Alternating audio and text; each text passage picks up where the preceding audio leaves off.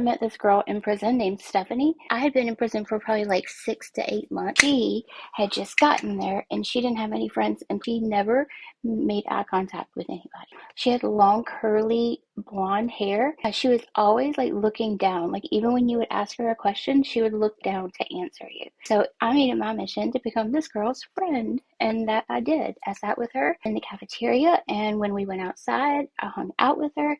I always made sure to include her in the things that I was doing. Eventually, she got to the point where she kind of like came to hang out with me wherever I was. So, rewind. I had been in a really bad fight with a man. He had hit me with a beer bottle right here. And I had fallen down, and my face had gotten scratched up, and a piece of glass had embedded itself right over here into my eye. It looked like a little milia, but it was different. Hard to explain. This is relevant. Stay with me here. So we had this like outdoor event thing, like volleyball or something, and she and I were hanging out outside, me and Stephanie. And I went back in and I was like, I gotta go to the bathroom and get some water. Come with me. And she came with me.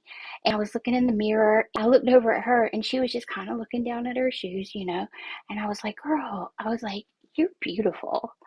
And she was like, no, I'm not. And I was like, no, seriously, look at yourself in the mirror. And she looked at herself in the mirror and she was like, I don't see that. And I was like, well, trust me, you can just take my word for it. You're absolutely beautiful.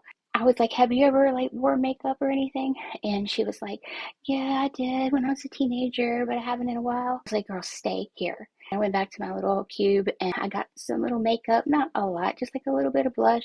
I think I did a little something to her eyebrows and I gave her a little bit of the Vaseline that I had, for the lips. She looked up at herself and she just kind of was like, like awkward, but you could tell that she felt pretty. I went on and on. I was like, girl, you are gorgeous. I was like, I don't feel pretty either a lot of the times. I was like, I have this thing in my eye. It's like a piece of glass. I've pushed on it 100 times. I've done everything but cut that thing out, trying to get that little piece of glass out. I was like, and I'm always going to have this scar here that reminds me of that abuse that I've been through. And I leaned in and I was like, see, it won't come out. And I pressed it and this sliver of glass came sliding out of my face. I kid you not. We both immediately tear up. She looked me right in my eye.